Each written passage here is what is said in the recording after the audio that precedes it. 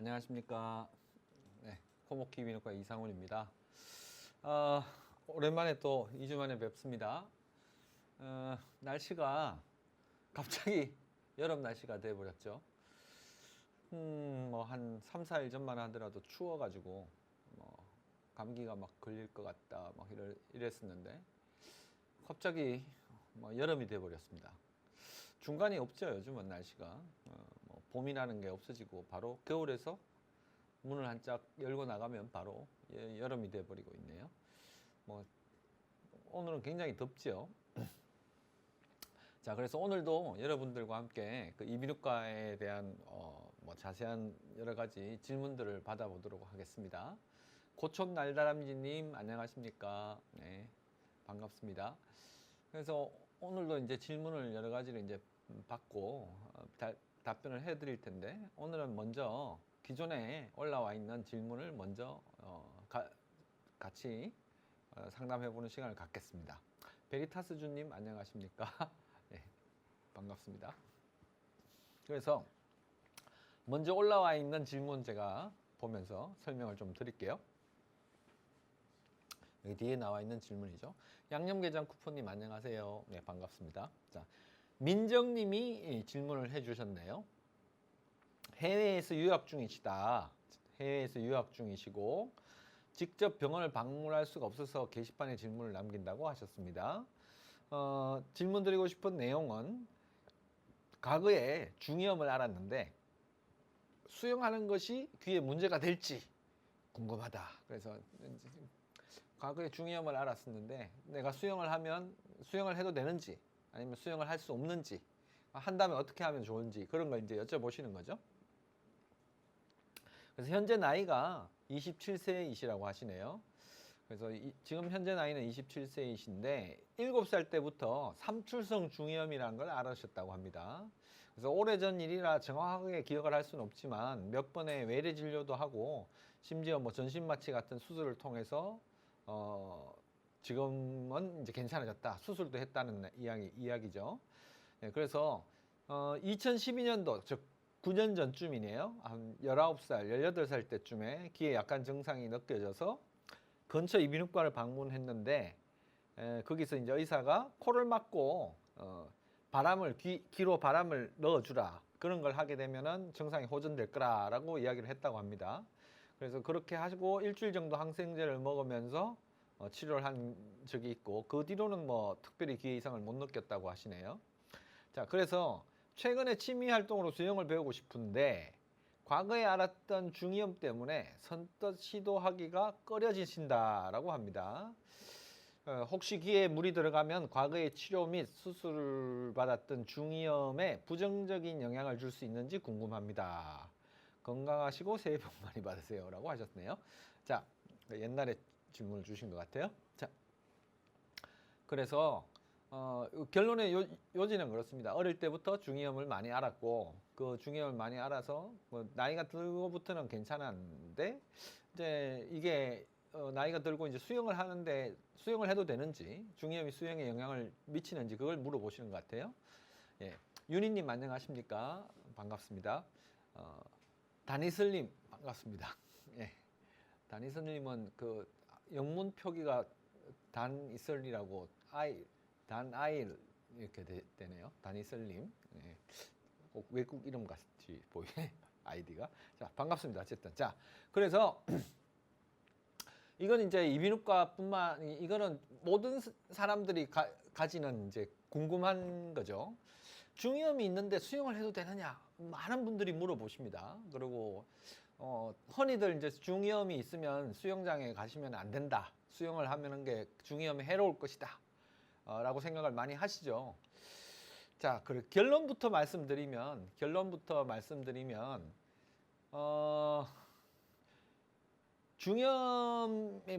중이염의 상태가 어떠냐에 따라 다르겠지만 크게 영향이 없다라고 보시면 될 것 같습니다. 뭐 여러 연구들이 있는데 이제 대표적으로 이제 여기 나오는 삼출성 중이염 같은 이분이 이제 7살 때 삼출성 중이염을 앓았다고 하셨잖아요. 삼출성 중이염이라는 건 이제 고막 안에 물이 차는 거거든요.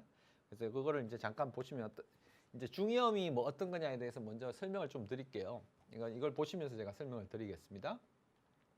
이게 이제 귀바퀴죠. 귀바퀴. 귀바퀴가 이렇게 있고, 이제 기계에서 소리가 바깥에서 이제 들리면 이 복도를 통해서 귀 안으로 들어가게 됩니다. 그래서 이 복도 있죠. 여기 귀구멍 여기 입구에서부터 이 긴 복도.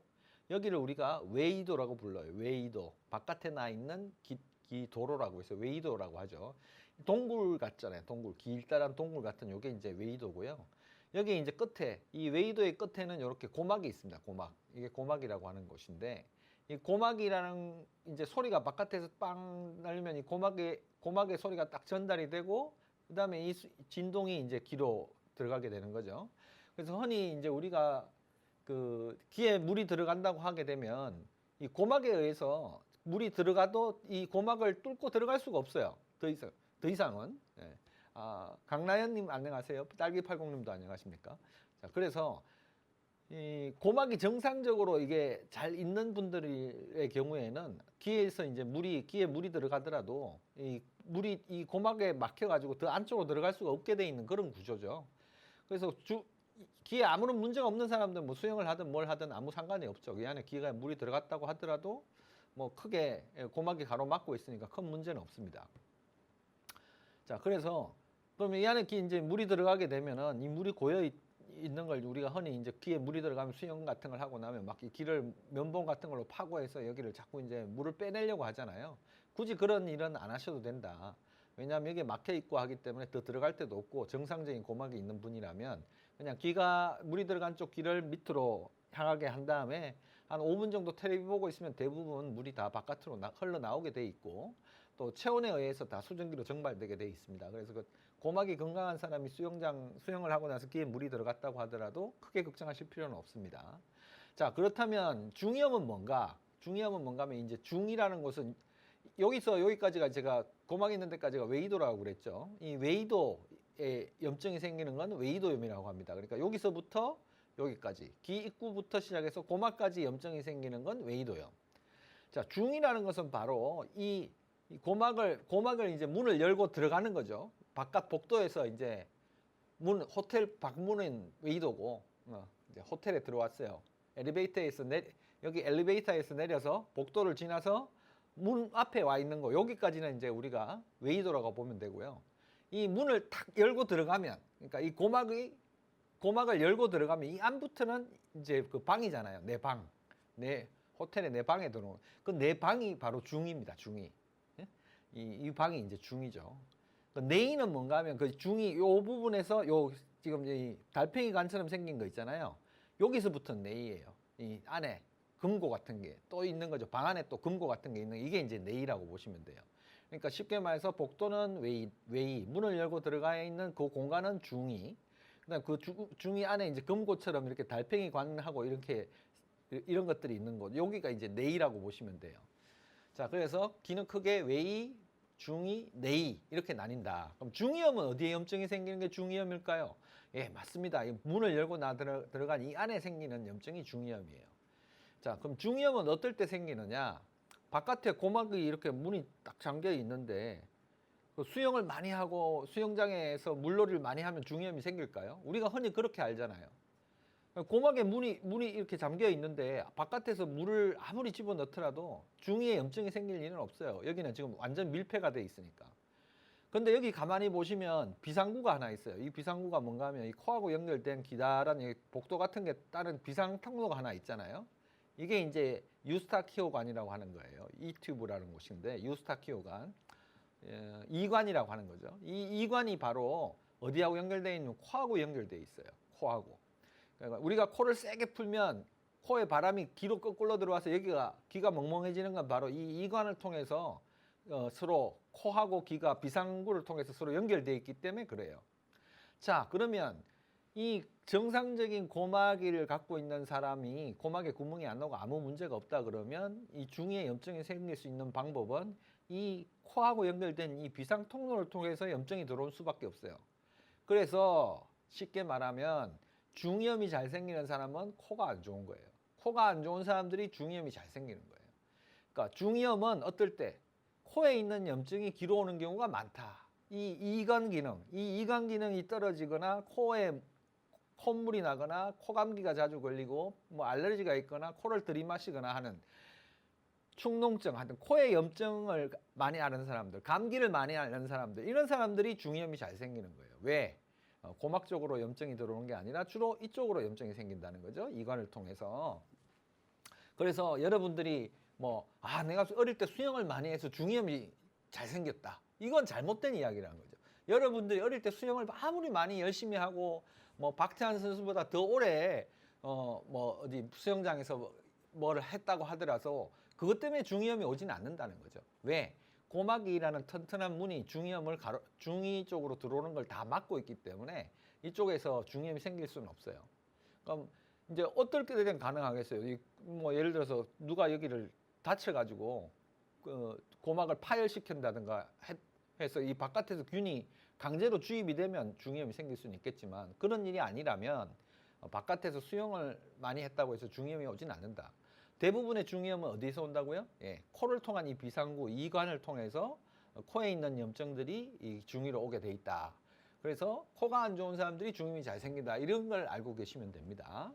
자, 그래서 아까 여기 이분의 그 질문을 보면 여기 의사 선생님이 한 2012년도쯤에 귀가 안 좋았을 때 코를 막고 볼에 바람을 넣어서 귀에 압력을 높여주라고 한 이유는 이제 이관 여기가 이제 제대로 발달을 안 해가지고 이 고막이 이제 이관 기능이 떨어지는 사람들 이쪽에 그 자율적으로 이 귀하고 코를 연결해준 관이 수축을 하고 열어주고 하는 이런 것들을 제대로 못 해주게 되면 이 중이염이 잘 생기기 때문에 그거를 이제 좀 회복해주는 운동을 하라고 한 거고 염증이 생겼을 때를 생각을 해서 항생제를 먹고 나았다는 거죠. 자, 그래서 이런 분들은 수영을 해도 될 거예요. 왜 되냐? 옛날에 그렇게 중이염을 알았지만 삼출성 중이염을 알아서 뭐 튜브도 넣고 했겠지만 지금은 아마 그 사이에 아무런 문제 없이 잘 살았기 때문에 여전히 고막은 튼튼히 뭐 문제가 없이 잘 생성이 돼 있을 거라는 거죠. 뭐 구멍이 나 있거나 이럴 가능성이 없기 때문에 그대로 수영을 하셔도 문제는 없을 거다. 오히려 코 감기가 걸리거나 코가 안 좋을 때 중이염이 더 잘 생기니까 오히려 감기 치료를 열심히 하시는 게 더 좋을 거다. 이게 이제 결론적으로 제가 드리는 말씀이고요. 그래서 고막은 이렇게 생겼습니다. 고막은 이렇게 이제 정면에서 보면 이렇게 생겼는데 이제 이런 식으로 고막이 터지거나 이제 고막에 이제 구멍이 나게 되면 이쪽으로 이제 염증이 들어와서 우리 귀에 뭐 염증을 일으킬 수는 있어요. 그래서 만성 중이염이라는 거 있죠. 만성 중이염은 옛날부터 이제 중이염을 오래 알아서 귀에 고막에 구멍이 나 있는 사람들이 있어요. 그런 사람들은 왜 구멍이 나 있나 하면 이 구멍이 있어야지 환기가 되는 거예요. 이 이관으로 구멍이 원래 나 있어서 환기가 돼줘야 되는데 원체 코가 안 좋고 코 쪽에 염증이 심하다 보니까 여기가 막히는 거죠. 이 이관 쪽에 구멍이 막혀가지고 그 구멍 쪽으로 환기가 안 되기 때문에 고막이 터지면서 이쪽으로 환기를 시키는 거죠. 이쪽 원래 코 쪽으로 환기를 못 시키고 이 귀 쪽에 고막이 터지면서 이쪽으로 이제 환기를 하는 사람들이 있어요. 이런 사람들 같은 경우에는 수영을 하게 되면 어떻게 될까요? 이 수영장에 물 같은 것들이 이 안으로 들어갈 가능성이 상당히 높아요. 그렇지만 그마저도 구멍 크기가 작다면 구멍이 크기가 2분의 1 이상 크지 않다면 실제로 그 수영장 물이 이 안으로 들어가서 이 중위까지 들어가기는 상당히 힘들다.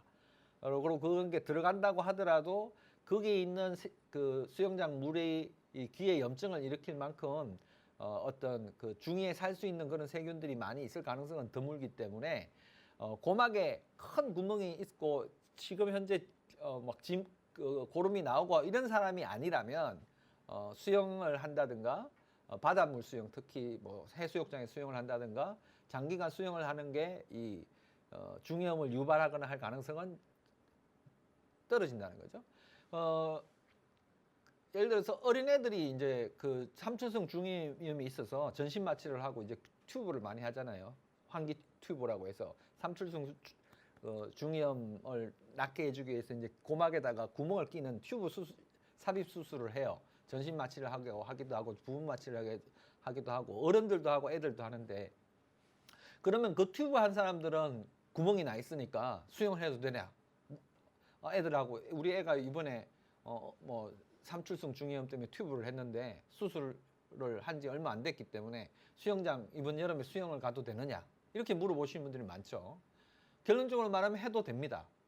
왜 어떤 연구가 있나 하면 그 튜브를 한 사람들, 튜브를 한 애들을 이제 수영을 시켰어요. 수영을 시켜가지고 중이염이 얼마나 발생하나 봤는데 그 튜브를 하건 안 하건 관계없이 그러니까 수영을 하건 안 하건 별 차이가 없었다는 거죠. 수영을 많이 하고 뭐 튜브를 낀 채로 수영을 했는데 중이염이 더 나빠지거나 한 사람의 숫자하고 튜브를 하고 수영을 안 한 사람들하고 별 차이가 없었어요. 그러니까 수영이란 것, 그러니까 튜브를 낀 상태로 수영을 하고 해수욕을 하고 하는 게 이 중이염에 영향을 주지 않더라는 거죠.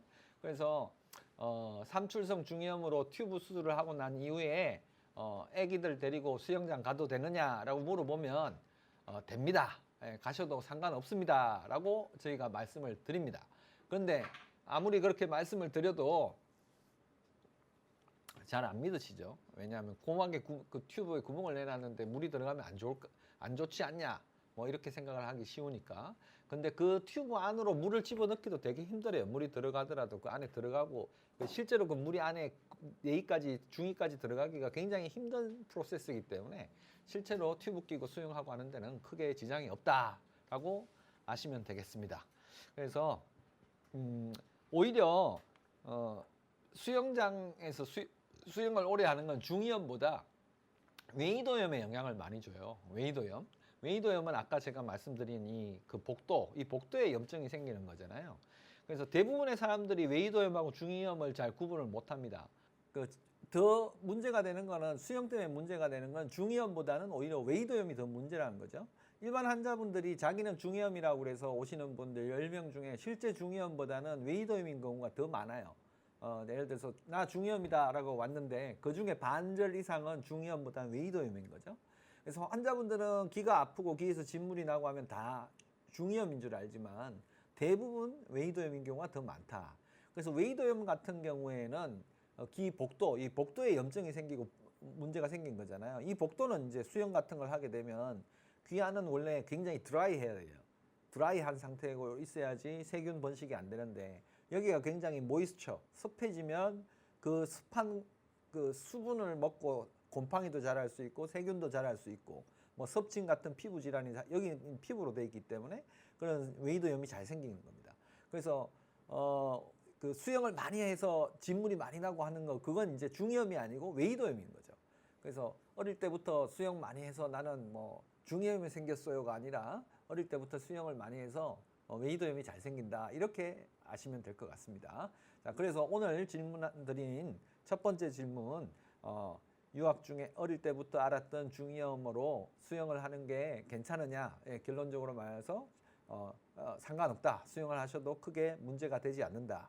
뭐 튜브를 끼고 뭐 만성적인 중이염 튜브가 있다고 하더라도 튜브 수술을 하고 난 이후에도 수영을 해도 상관이 없고 심한 중이염, 진물이 계속 나오고 구멍이 크게 뚫린 중이염 같은 경우를 제외하고는 대부분 큰 문제 없이 수영하는데도 상관이 없다. 이렇게 알고 계시면 되겠습니다. 자, 그 다음에 이제 다른 질문을 받도록 할게요. 킹레아 님이 질문을 주셨네요.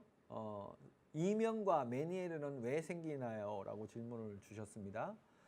이명하고 메니에르는 각각 이제 다른 병이죠. 이명이라는 거는 옛날에도 한번 말씀드렸지만 자주 이제 이명은 여러분들이 이명 때문에 오시는 분들이 많으니까 이명은 이제 청력이 떨어지면서 생기는 경우가 많습니다. 이명 때문에 청력이 떨어지는 게 아니고 청력이 떨어진 어떤 그 현상으로 인해서 이명이 생기는 거예요. 대부분 뭐 이명은 종류가 여러 가지가 있지만 우리가 흔히들 말하는 이명증, 일반적으로 여러분들이 생각하시는 그 이명증의 경우에는 대부분 청력이 떨어지면서 그 청력이 떨어지는 갭만큼의 그 보상작용이 뇌에서 생기는 그 환상의 소리가 만들어지는 건데 그게 이제 이명이라고 하죠. 그래서 뭐 결론적으로 왜 생기느냐고 물어보신다면 여러 가지 이유가 있겠지만 가장 흔한 이명의 발생 원인은 청력 저하다. 대부분 이제 노인분들한테 이명이 많이 생기잖아요. 노인성 난청이 생기고 나이가 들어서 이제 청력이 떨어지면 자연히 그만큼 이명이 생기게 돼 있습니다. 자, 그리고 메니에르는 왜 생기냐고 하셨는데 메니에르 병은 굉장히 흔하지 않은 질병입니다. 메니에르 병은 여러분들이 뭐 알고 계시는가 아시는 분은 아시겠지만 실제로 메니에르 병 같은 경우에는 아주 발생 빈도가 드물고 메니에르 병이 뭐 있는지 없는지 뭐 메니에르 병이 어떤 병인지 잘 모르는 분들도 되게 많아요. 이 메니에르시 병은 아주 고약한 병이죠. 아직까지도 의사들이 그 특별한 발생 원인이라든가 또 치료도 사실 뭐 메니에르시 병에 대한 딱 부러지는 치료도 없습니다. 그리고 이게 굉장히 어려운 병인 이유가 메니에르 병이라고 생각을 하는데 뭐 메니에르 병이 아니라고 나오는 경우도 많고 정확하게 이 메니에르 병이라고 진단을 하기조차도 힘들죠. 왜냐하면 그 진단을 하는 과정도 굉장히 복잡합니다. 그 어지럼증을 동반하고 청력 저하가 같이 있어야 되는데 그 청력 저하가 뭐 청력 검사할 때 몇 회 이상에서 몇 데시벨 이상 떨어진 뭐 이런 복잡한 기준이 있어요. 그래서 쉽게 말씀드리면 귀가 멍멍하고 잘 안 들리면서 어지럼증이 같이 동반하는 병이다. 이렇게 생각하시면 되거든요. 그러니까 귀가 멍멍하고 청력도 떨어지면서 어지럼증도 같이 생기는 거죠. 쉽게 말해서 여기 보이시는 이 달팽이관 있잖아요. 이 달팽이관에 생기는 문제거든요. 이 달팽이관은 청력을 듣는 곳이고 여기 있는 이 세반고리관, 여기 자동차 그 트랙, 운동장 트랙처럼 생긴 이 반고리관, 여기는 이제 균형을 잡아주는 신경이 있는 곳인데 메니에르시 병은 이 달팽이관의 이상이 이 균형 잡아주는 데까지 나쁜 영향을 미치는 병이다. 이렇게 생각하시면 됩니다. 그래서 어지럽지 않은데 메니에르 병이라는 건 있을 수가 없어요. 예, 어지럽진 않고 귀 속에서 윙 소리가 난다고 하셨잖아요. 킹레아 님이. 그럼 이건 메니에르시 병은 아닌 거죠. 메니에르시 병은 반드시 어지럼증이 있습니다. 그래서 킹레아 님이 귀에서 소리가 계속 나신다 그러면 이건 단순히 이명인 거죠. 메니에르시 병하고는 좀 거리가 있습니다. 메니에르시 병은 청력이 떨어지고 어지럼증이 생긴다. 그중에서 제일 중요한 건 어지럼증이 동반된다는 거죠. 뱅글뱅글 돌고 어지럽습니다. 그래서 만약에 지금 귀에서 소리가 많이 나신다면 제일 먼저 하셔야 될 일은 청력 검사부터 하셔야 되고요. 자, 그 다음 질문을 또 받겠습니다. 정신쿵님, 안녕하세요. 선생님, 오늘 귀에서 갑자기 부르릉 하는 듯한 자동차 시동 소리가 3초 정도 났는데 왜일까요? 귀에 약간 진동도 느껴지더라고요. 예, 어려운 질문이시네요. 갑자기 부르릉 하는 자동차 시동 소리가 한 3초 정도 났다가 뭐 진동도 나고 그러셨다는 건데 뭐 그리고 그 뒤로 계속 소리가 안 나고 뭐 듣는데 이상이 없다 그러면 큰 문제는 아닐 것 같습니다. 뭐 귀에서 소리가 날 수 있고 진동도 느껴지셨다고 한다면은 이 고막 자체의 어떤 외부에서 뭐 진동 같은 게 실제로 있었을 경우 수도 있고 또 뭐죠? 우리 코하고 귀를 연결해서 이관을 통해 가지고 이쪽에서 뭐 다른 압력에 의해서 고막이 흔들리면서 나는 소리였을 가능성도 있거든요. 이명하고는 좀 다를 것 같고요. 계속해서 소리가 나지 않고 더 이상 뭐 귀가 멍멍하거나 뭐 어지럽거나 이런 다른 문제가 없다 그러면 크게 신경 안 쓰셔도 될 것 같습니다. 그다음 캐시님 질문을 받아보겠습니다. 캐시님이 질문을 주셨는데요. 몇 년 전에 오른쪽 귀에 중이염이 생겨서 병원에서 약을 처방받아 먹고 치료가 되었는데 그 뒤로 몸이 피곤하거나 전날 몸이 춥다고 느끼면 중이염을 겪었을 때 그 증상이 귀에 생겼다가 12시간 이내로 사라진다고 합니다. 놔두면 자연적으로 괜찮아져서 병원을 안 가게 되는데 증상이 나타날 때마다 병원을 가서 치료를 받는 게 더 좋은 건가요? 그리고 중이염 증상이 대부분 병원이 안 되는 주말이나 한밤중에 생기는데 약국에서는 중이염에 줄 수 있는 약이 없다고 하더라고요. 중이염 때문에 열이 나서 불편할 때 해열제나 진통제를 먹어도 괜찮을까요? 라고 하셨네요. 예, 꼭 아픈 병들은 밤에 오죠. 밤에 낮에는 안 아프고 항상 밤에 아프고 또 막 죽을 만큼 아픈 건 주말에 생깁니다. 그래서 응급실을 가야 되고 이게 머피의 법칙이라고 하나요? 예, 이제 실제로 그런 경우보다는 이제 그럴 때 더 스트레스를 많이 받으니까 그게 더 기억에 많이 남겠죠. 확률적으로는 뭐 비슷할 거예요. 자, 근데 여기서 좀 이상한 거는 이제 뭐 몸이 피곤하거나 몸이 춥다고 느끼면 일단 감기 증상이 있을 때 중이염이 오시는 거잖아요. 그러면 일반적으로 감기하고 중이염은 굉장히 밀접한 관계가 있다고 말씀드렸죠. 한번 중이염을 앓았던 사람들이 더 많이 생기고 처음 중이염을 앓는 사람보다 중이염을 한번 앓았던 사람들이 그 위에 재발하는 경우가 더 많기 때문에 이분도 마찬가지죠. 그래서 감기가 계속 오면 중이염이 계속 반복될 수 있습니다. 그래서 그게 또 12시간 이내로 또 사라진다고 하시네요. 사라질 때도 있지만 더 지속될 때도 있겠죠. 그래서 자연적으로 괜찮아졌을 때는 병원을 안 가게 되는데 물론 안 가도 됩니다. 그럴 때는 증상이 없어지고 아무렇지도 않은데 병원을 갈 필요가 없죠. 근데 이게 너무 자주 반복되면 진짜 중이염이 있는지 아닌지 그런 걸 한번 확인해 볼 필요는 있겠죠. 이분이 우측귀의 중이염이 실제로 다 괜찮을 때 괜찮은 상태로 있는지 아니면 통증만 없는 거고 안에 어떤 문제가 여전히 남아 있는지, 그래서 그 잠복된 문제가 감기 걸릴 때마다 계속 발현이 되는 건지, 그리고 12시간 지나면 완전히 사라진다고 하는데 통증만 사라졌는지 염증이나 다른 문제도 다 같이 사라졌는지를 확인해 두시는 게 좋다. 그렇게 해서 진짜 괜찮은 거면은 지금처럼 계속 하시면 될 거고, 가서 봤더니 실제로 뭐 중이 쪽에 다른 문제가 있더라 그러면은 그걸 약물 치료를 한다든가 뭐 다른 문제가 있는지 확인을 해볼 필요는 있겠죠. 그래서 중이염 때문에 이제 일요일이나 토요일 같은 때 뭐 아파 죽겠고 뭐 통증이 심한데 해열제나 진통제 먹어도 당연히 먹어도 됩니다. 아플 때는 드시는 게 좋죠. 뭐 이 귀 아픈 거는 되게 아프거든요. 그걸 일부러 참고 하실 필요는 없어요.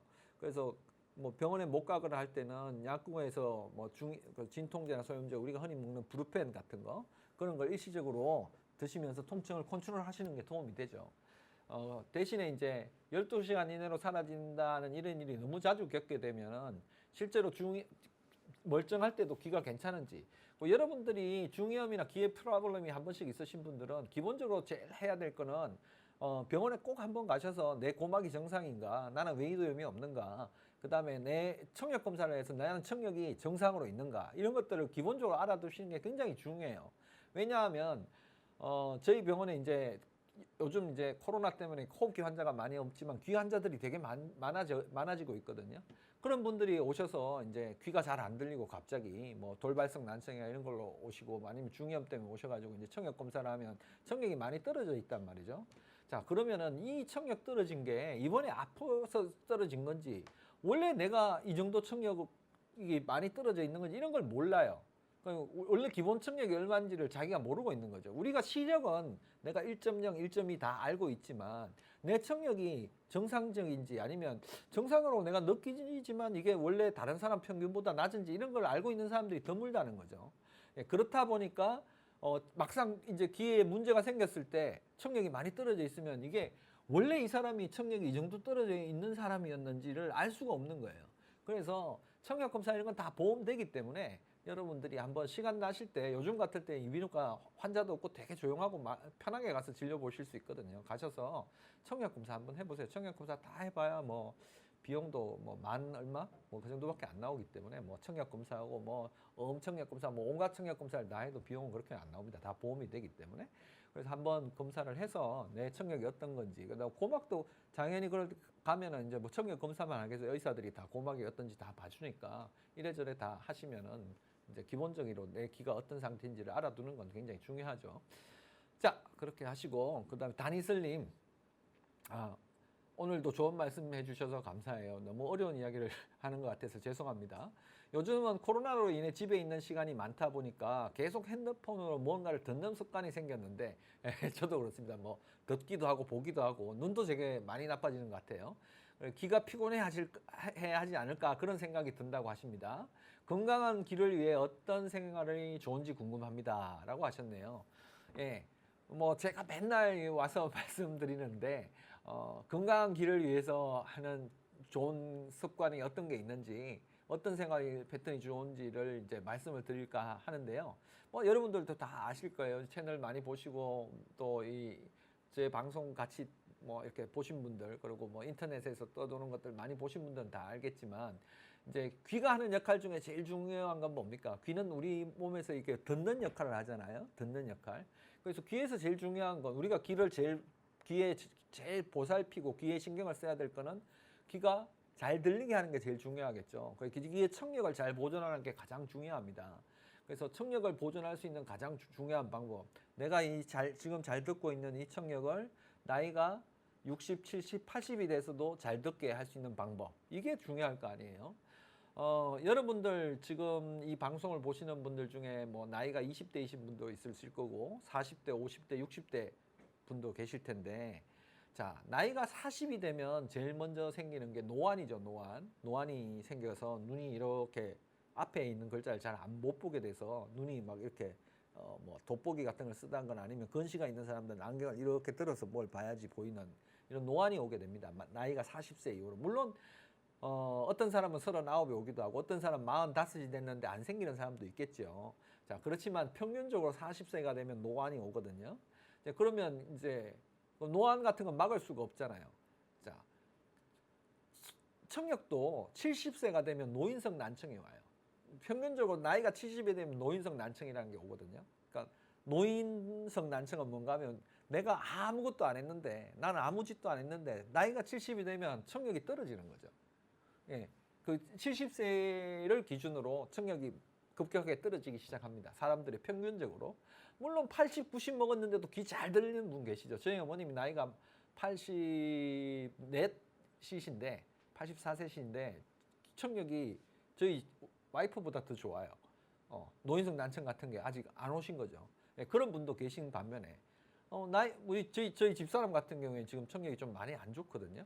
그 이유도 모르겠어요. 그냥 언제부턴가 잘 안 들린다고 하는데 물론 많이 나쁘진 않습니다만은 청력이 지금 좀 떨어져 있어 제가 좀 많이 신경을 쓰고 있고 잔소리를 좀 하는 편인데 제가 주로 집사람한테 하는 잔소리는 뭔가 하면 이어폰으로 뭘 크게 듣지 말라고 하는 겁니다. 그러니까 우리가 눈을 이제 뭐 우리가 뭐 텔레비 같은 걸 너무 가까이서 보거나 뭐 많이 이런 걸 보면은 눈이 나빠지는 것처럼 이 청력이라는 것도 뭐 많이 들으면 발달하는 게 아니고 이 안에 있는 그 달팽이관에 있는 이런 선모 청각 신경들이 마모가 돼요. 따라요. 너무 시끄러운 소리를 많이 듣게 되면. 그래서 그게 이제 소음성 난청이나 이 나이가 들어서 생기는 어떤 청력 떨어지는 게 원인이 되는 거거든요. 늘 말씀드리지만 우리가 받는 청력이라는 거는 우리 구두 뒤축하고 같다. 구두 한 켤레를 받았을 때 구두 뒤축하고 같아서 이 구두 뒤축을 함부로 땅바닥에 끌면서 이렇게 하고 다니면은 똑같이 구두 한 켤레를 받아도 어떤 사람은 일주일 만에 구두 뒤축이 다 헤어져 버리는 반면에 구두를 신을 때 아주 뒤축을 안 닳게 사뿐사뿐 긋고 다니는 사람들은 1년, 2년을 써도 구두 뒤축이 하나도 안 닳죠. 그래서 청력도 마찬가지예요. 누구나 한 켤레씩 받는 거예요. 하나씩 밖에 못 받아요. 2개, 3개씩 뭐 청력을 그 달팽이관을 몇 개씩 받을 수 없으니까 하나씩밖에 못 받는데 이걸 함부로 막 음악을 크게 듣고 시끄러운데 듣고 뭐 소리를 듣고 싶은 대로 시큰 듣고 뭐 술 먹고 뭐 밤새도록 뭐 시끄러운 소리 음악 크게 듣고 이렇게 해가지고 물론 지금은 잘 들을 수 있지만 그런 사람들은 어떻게 될까요? 나이가 60, 70, 60대 후반부터 이제 청력이 푹푹 떨어지는 거죠. 그래서 일찍 보청기를 해야 된다. 이런 확률이 높아요. 물론 사람마다 받는 구두 뒤축을 딱 받았더니 내 구두 뒤축은 되게 단단해요. 그래서 아무리 끌어도 잘 안 까이는 사람도 있어요. 그게 뭐예요? 유전적으로. 우리 가족들은 유전적으로 항상 귀가 좋다. 이런 가족이 있는 반면에 우리 가족들은 우리 엄마 아빠부터 뭐 60대부터 보청기를 했다. 이런 사람들 같은 경우에는 어떻게 구두 뒤축이 되게 무른 거예요. 청력이 되게 무른 거기 때문에 이런 분들은 조금만 소리가 잘못 크게 들어오게 되면 쉽게 청력이 떨어질 가능성이 높잖아요. 그래 중이염이나 뭐든 마찬가지입니다. 그렇게 해서 이럴 경우에는 더욱 더 듣는 거 이런 걸 조심해야 되겠죠. 그래서 건강한 귀를 위해서는 일단 소음을 제한한다. 바깥에서 듣는 소리를 제한적으로 듣는 걸 제일 첫 번째로 하셔야 되고 그 다음에 늘 잔소리처럼 말씀드리지만 귀를 함부로 파거나 이런 걸 하지 마셔야 되고 1년에 한 번 정도는 청력 검사를 하러 가까운 이비인후과에 가셔서 내 청력이 1년에 한 번 괜찮은지를 보시면 되고요. 너무 젊은 나이 20대 이런 사람들이 청력 검사할 필요 없고 한 40대 이후부터는 1년에 한 번 정도 한번 가서 체크를 해보시는 게 좋습니다. 그래서 거기 가서 괜찮다 그러면 이제 의사들이 보통 뭐 5년 뒤에 한번 다시 해보라, 뭐 몇 년 뒤에 한번 해보라 이렇게 말이 있겠죠. 자, 그 다음에 디드스칸 101님 튜브 끼고 바다 수영해도 되나요? 제가 말씀드렸죠. 튜브 끼고 수영해도 된다고 말씀드렸습니다. 그 다음 정신쿵님 질문을 주셨는데요. 급성축농증은 원인이 무엇일까요? 2번 정도 알아봤는데 너무너무 힘들었습니다. 급성축농증 예방법이 있으면 알고 싶습니다.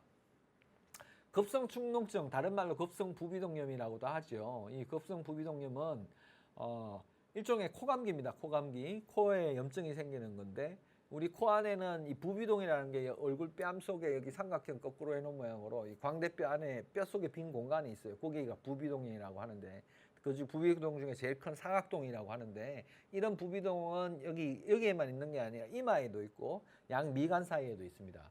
여기는 항상 숨을 쉬게 되면 공기가 이 부비동으로 들어와서 공기를 따뜻하게 데운 다음에 우리 폐로 넘어가게 돼 있거든요. 그래서 여기는 항상 코하고 연결이 돼 있어서 이런 방처럼 돼 있어요. 이 방처럼 돼 있는데 이 부비동염이라는 건 어떤 건가 하면 이 코하고 연결돼 있는 이 구멍이 막히면서 부어가지고 염증 때문에 막히면서 이 안에 생기는 어떤 분비물 같은 것들이 안에 고여서 염증이 생기는 거죠. 그래서 이 안쪽하고 바깥쪽이 공기가 서로 안 통하면서 염증이 오래 지속되는 걸 축농증이라고 합니다. 그래서 이런 급성 축농증, 급성 부비동염인 경우에 굉장히 힘들어요. 코가 막히고 누run코가 나오고 이마나 이빨이 아프고 그래서 보통 한 2주 정도 항생제 같은 걸로 약물 치료를 해야 되고 식염수 세척 같은 것들을 하게 되거든요. 그래서 이런 급성 부비동염을 예방을 하시려면 감기가 걸렸을 때 빨리 치료해야 됩니다. 감기가 걸리고 누run코가 나오는데 코를 잡고 이렇게 훌쩍훌쩍거리고 막 풀면서 그 누른 콧물이 나오는데도 아무런 조치를 안 취하고 있다 보면은 부비동염이 생겨요. 물론 젊은 사람들이나 부비동염이 잘 안 생기라는 사람 상관이 없는데 지금 정신국님처럼 2번 정도 알아봤다는 분들은 앞으로도 생길 가능성이 상당히 높죠. 그래서 이런 분들은 빨리 감기 치료를 해야 된다. 감기가 걸리면 바로바로 뭐 약을 먹어야 되고 그다음에 식염수 세척 같은 걸 통해서 예방할 수 있어요. 그다음에 본인이 엘러지가 있는지, 그다음에 코뼈가 휘어 있거나 부비동염이 잘 생길 만한 어떤 위험 요소가 있는지 같은 것들을 이비인후과에 가서 한번 확인해 보시고 만약에 그런 게 있다면 그런 것들을 좀 없애주는 쪽으로 선제 대응을 하시는 게 좋겠죠.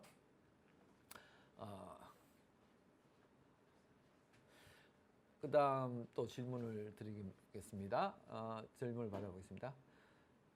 체리님, 한동안 이어폰을 많이 끼고 있더니 귀가 가끔 찌릿찌릿거린다. 중이염일까요? 예, 이런 질문들 많이 하시고 이건 또 저희 딸도 몇 번 물어보기도 하고 이제 주변에서 많이 묻죠. 이어폰을 오래 끼고 나게 되면 귀가 가끔 막 찌릿찌릿하고 막 욱신욱신하고 막 스치기만 해도 아프고 어떤 경우에는 이렇게 입을 벌릴 때마다 통증이 있고 이럴 때가 있다 그러죠.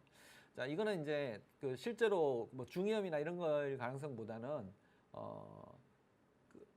이 귀 연골이 있거든요. 여기 딱딱한 연골이 있는데 이 연골이 굉장히 이렇게 압력을 많이 받게 되면 여기 일시적으로 어떤 괴사라든가 뭐 통증 증후군 같은 게 생길 수 있어요.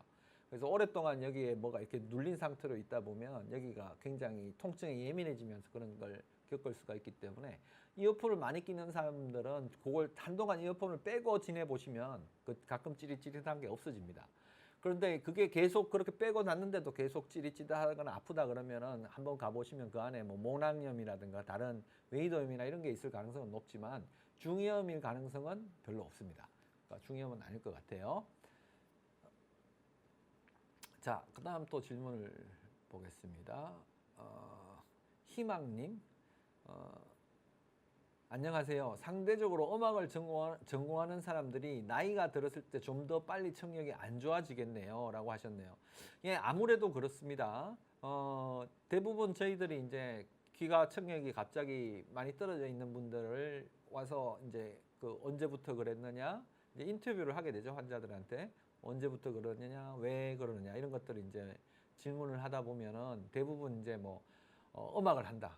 요즘은 또 뭐 녹음실에서 뭐 프로듀싱 하시는 분들, 뭐 작곡하고 이런 분들도 많이 그런 게 생기시고, 근데 상대적으로 자기가 음악을 이렇게 노래 부르는 사람들은 별로 잘 없더라고요. 근데 이제 뭐 이건 남이 하는 음악을 프로듀싱 하시거나 뭐 이런 분들, 그런 분들이 되게 많이 걸리고 요즘은 젊은 친구들이 되게 많이 걸려요.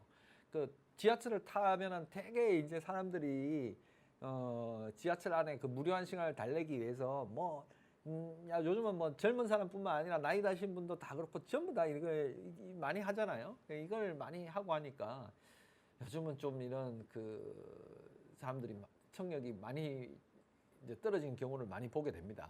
그래서 상대적으로 음악을 전공하거나 아니면 군인들 사격을 많이 하는 군인들 아니면 공사 현장 뭐에서 많이 일하시는 분들 그리고 소음이 많은 환경에서 일하시는 분들이 많이 걸리는데 이게 산업재해나 이런 것도 이제 많이 문제가 되죠. 그래서 그런 것 때문에 오시는 분들도 많아요. 와서 이게 내가 회사에서 열심히 일을 하다가 보니까 청력이 떨어졌다. 이건 뭐 산업재해가 아니냐. 근데 그런 분들이 그걸 증명을 하려면 제가 아까도 말씀드렸지만 멀쩡할 때 청력 그 검사한 그 기준이 있어야 돼요. 그게 있으면 내가 이 병원에서 이 회사에서 한 10년 일했더니 내가 이만큼 원래 일했던 청력이 이렇게 됐다. 이 증명이 쉽거든요. 근데 그런 게 제대로 안 돼 있으면 네가 원래부터 청력이 좋았는지 안 좋았는지 알 게 뭐야 이런 일이 생긴다는 거죠. 그러면 막 골치가 아픕니다. 뭐 그전에 청력이 좋았다는 뭐 그걸 써야 되고 골치 아픈 일이 많으니까. 그래서 아까도 말씀드렸지만 여러분들이 특히 이런 소음이 많은 환경에서 일하시는 분들 정기적으로 청력 검사를 해서 자기가 청력이 어떤 식으로 가고 있는지 모니터링도 하셔야 되고 좋을 때 청력이 어땠는지랑 그런 것들을 기준을 갖고 계셔야 됩니다. 그렇지 않으면은 나중에 좀 손해를 많이 보실 수 있다는 거죠. 자, 체리님이 또 질문을 주셨는데요. 콧속이 자주 말라서 코 세척을 자주 하는데 괜찮나요? 예, 코 세척은 뭐 자주 하시는 게 좋죠. 자주 특히 요즘 같은 때는 이제 뭐 황사도 많고 하니까 콧속이 이제 세척을 해주는 걸 굉장히 권해드립니다. 근데 식염수 세척도 요즘은 뭐 기계도 많이 여러 종류의 기계들이 많이 나오고 옛날에는 이 코 세척을 하라고 환자들한테 막 목에 핏대를 세워서 설명을 드렸어야 되는데 요즘은 다행히 여러 뭐 이런 인터넷 매체라든가 또 병원들에서 이제 이런 것들을 많이 환자들한테 이야기를 많이 하고 방송에도 많이 나오다 보니까 제가 뭐 그렇게 핏대를 안 올리고 이야기를 해도 제가 여기 보시면 제가 이제 비욘디에서 한 십몇 년 됐죠. 벌써 십몇 년 전부터 이제 코세척에 대해서 여러분들한테 막 설명드리는데 그때는 막 환자들한테 코세척하라고 막 열변을 토해도 이걸 뭐 말도 안 되는 걸 시킨다고 생각을 하고 사람들이 잘 뭐 호응이 없었는데 요즘은 뭐 코세척 이야기 나오면 환자분들이 너무 잘 알아요. 어떻게 하는지도 알고 그게 왜 좋은지도 알고 그래서 요즘 많이 편해졌습니다. 그래서 코 속이 자주 말라가지고 코 세척을 자주 하는 건 괜찮고요. 자주 마르시는 분들은 하지 마셔야 되는 게 오늘도 우리 병원에 뭐 코 안에 문제 때문에 오시는 분들이 요즘 되게 또 많아요. 요즘은 감기나 이런 것보다 뭐 중이염, 뭐 웨이도염 아니면 코를 하도 많이 파가지고 뭐 코에 피딱지가 많이 나온다, 코피가 많이 나온다, 코 속이 너무 말라가 딱지가 너무 생긴다 이런 분들이 너무 많거든요. 건조하고 하니까.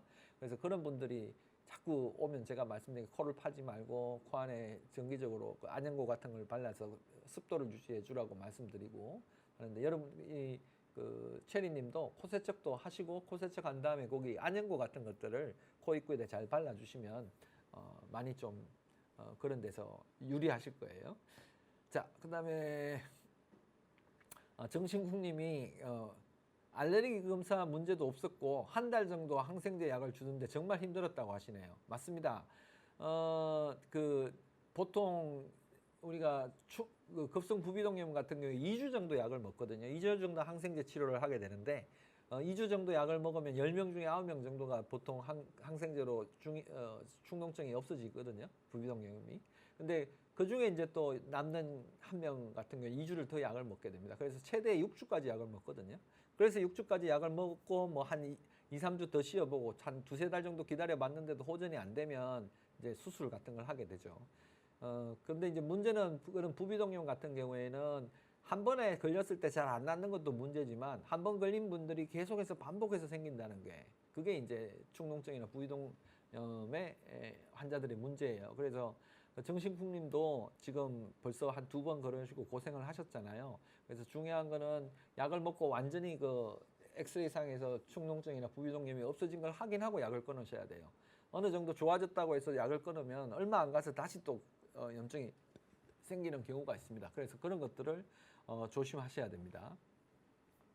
자, 그래서 절망스럽진 않습니다. 정신국님 절망스러운 문제는 아니고요. 그거는 아니 다른 병 얼마나 나쁜 병들이 많은데 축농증이나 부비동염은 얼마든지 치료가 되고 그 우리가 20세기 들어와서 고칠 수 있는 병 중에 염증이라는 병은 우리가 유일하게 고칠 수 있는 병인 거예요. 다른 병들은 못 고치잖아요. 혈압이나 당뇨 뭐 못 고치지 않습니까? 근데 그 축농증 이런 건 약 2주 먹고 치료하면 이제 얼마든지 고칠 수 있는 거고 물론 다시 생길 수 있죠. 다시 생길 수 있지만 세상에 어떤 병이 다시 안 생기겠어요. 다 생길 수 있어요. 그렇지만 관리를 잘 하시면 이제 안 생기게 할 수 있는 방법도 알게 되셨잖아요. 그러니까 그렇게 절망스러워하지 마시고 문제가 생겼을 때 빨리빨리 조치하시면 살아가는데 아무 문제 없습니다. 요만큼도 그 정신국님 인생에 나쁜 영향을 안 끼칠 거예요. 너무 스트레스 받지 마세요.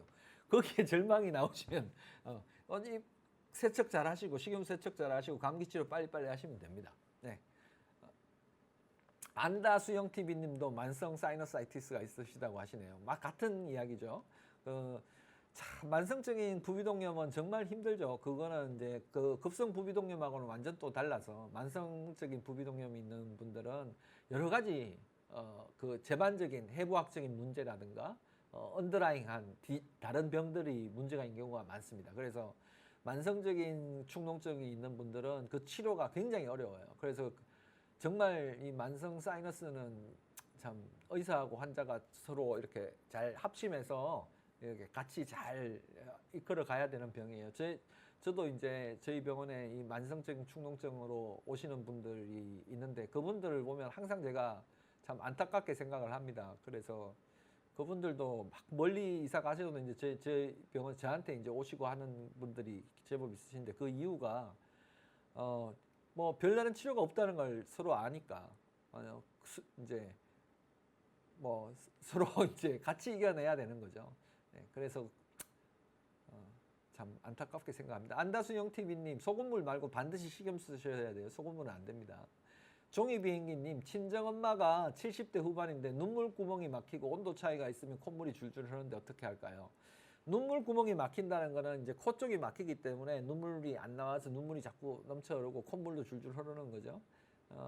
온도 차이가 있으면 콧물이 줄줄 흐르시는 건 이건 일종의 그 혈관 운동성 비염인데요. 이비인후과 가셔가지고 그 지금 상황을 설명을 해 주시면 아마 병원에서 코에 뿌리는 약이나 다른 먹는 약 같은 걸로 치료가 가능하기 때문에 너무 크게 걱정하지 마시고 한번 이비인후과 상담을 받아보십시오. 킹리아님은 아까 말씀하시는 그런 이명 때문에 불면증까지 생겼다고 하시네요. 그러니까 맞습니다. 이명의 제일 무서운 점은 청력이 저하돼서 생기는 거기 때문에 청력이 더 나빠질 수 있다는 두려움하고 시간이 가면서 이명 소리가 점점 그 청력이 더 나빠지면 나빠질수록 이명이 더 커지거든요. 그것 때문에 이제 더 생활에 더 불편하고 공포감이나 이런 걸로 인해서 불면증이 오게 되는데요. 킹리아님한테 제가 해드리고 싶은 거는 말씀은 이명이나 이런 것들을 뭐 너무 이렇게 집착하실 필요가 없다는 겁니다. 이명은 그 환상의 소리라고 생각을 하시면 되고요. 실제 환상의 소리라고 하는 게 안 들리는데 환자분이 들린다고 이야기하는 그런 뜻이 아니라 실제로 이명이라는 건 내 귀에 들리지만 그게 나를 해칠 수 없다. 나를 괴롭힐 수 없다. 나의 귀나 이런 걸 나쁘게 하거나 나의 어떤 건강을 좀먹지 않는다라는 확신을 가지셔야 돼요. 그러니까 그런 두려움이 없게 되면 그 소리가 그때부터는 그렇게 많이 환자분을 괴롭히지는 않을 거예요. 근데 그게 이 소리가 점점 나를 어떻게 만들지 않을까 하는 이런 작은 불안함이 커져서 킹리아님을 불면증까지 이끄는 거거든요. 그거 자체를 얘는 단지 내가 지금 청력이 떨어져서 나는 소리일 뿐이야. 얘는 곧 없어질 거야.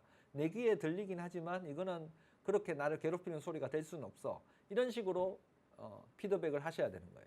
그렇지 않고 이 소리에 매달리게 되시면 불면증도 생기고 점점 더 그 소리는 커질 수밖에 없어요. 그래서 킹리아님이 그런 문제를 좀 잘 이겨내시길 바라겠습니다. 자, 그래서 오늘은 여기까지 여러분들하고 말씀을 나눴고요. 뭐 중간에 뭐 오디오가 좀 고장이 나서 좀 문제도 있었지만 뭐 그래도 무탈하게 진행이 된 것 같습니다. 자, 뭐 다음번에는 이런 일이 없도록 좀 기술적인 문제를 잘 보완해서 또 방송을 할 수 있도록 하겠습니다. 뭐 물론 그건 제가 하는 건 아니지만 예, 하여튼 중간에 좀 그런 문제가 있어서 여러분들한테 죄송하게 생각하고요.